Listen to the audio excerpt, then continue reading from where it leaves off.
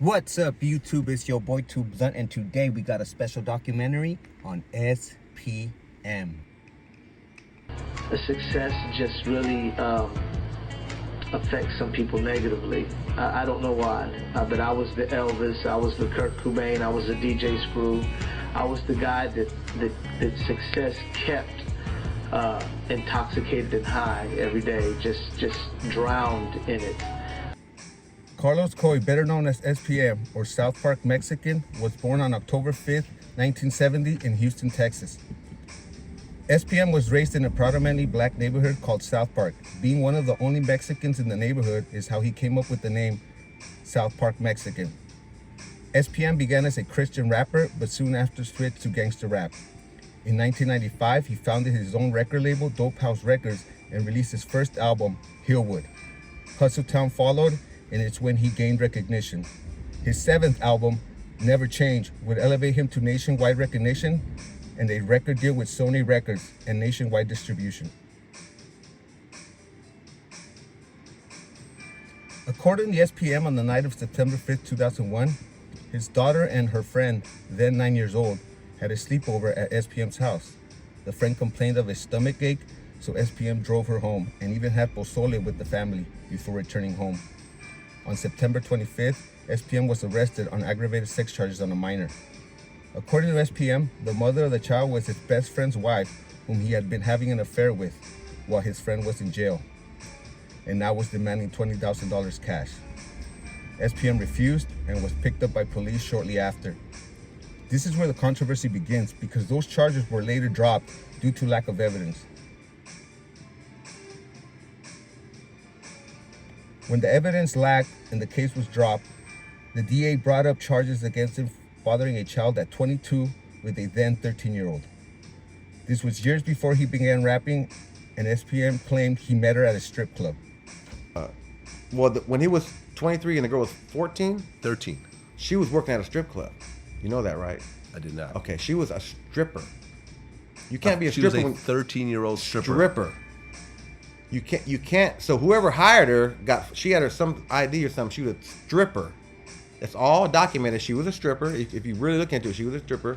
He has a one-night stand with her, and that's what happened. So when you go to a strip club, and they're stripping, you have to assume that they're 18. You have to assume you can't be a stripper unless you're 18. Right, but you can't tell a 13-year-old from an 18-year-old? I can.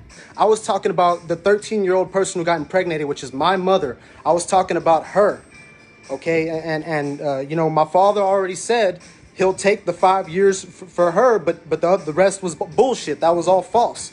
Accusations, trying to get money, whatever it was, that's not for me to speak on. I don't know anything about it. Baby Bash wasn't there for my situation. You know what I'm saying? My mom was 13. How the fuck could he be there? You know what I'm saying? My mom saw the Vlad interview. She was pissed. She wanted to call Vlad and do her own interview. You know what I'm saying? She wanted to tell her story. Because Bash was bashing her. You don't bash my mom, bro, and you lying on my mom. You speaking on my mom and you lying on my mom. You know what I'm saying? I'm not feeling that shit. So that's why I'm coming out and I'm telling everybody what it is. What's the truth? You know what I'm saying? My mom was young. And 9 times out of 10, my dad fucking knew it. I guess the strip club thing is a little weird, though. I see what you're saying. It's Who hired her? It's like if you're messing with a porn star, she ends up being underage. You're like, well, but she does porn. You assume that You've seen her 18 and over, and Right. that was that's the whole truth. That's the fact about that. That's a fact that she was dancing on the pole at a strip club when he fucked her. SPM never denies his child and was raising him at the time he was arrested. After posting bail, SPM and friends went to a motel and met up 2 underage fans, one claiming to have had sexual relationships with SPM. His bail was revoked and he was sent back to jail.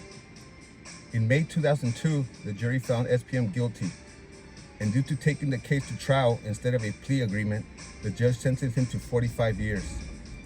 In 2006, while in prison, SPM released the album When Devils Strike, with a song with the same title where he tells his version or one part of the story.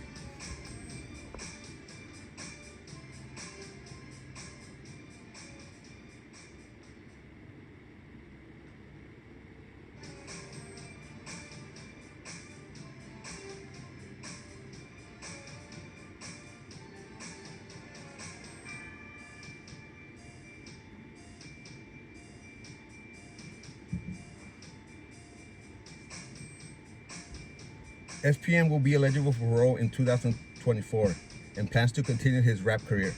Many in the music business speak against it, but much more still support him and say free SPM. If it wasn't for the South Park Mexican, don't listen to what niggas say and everything.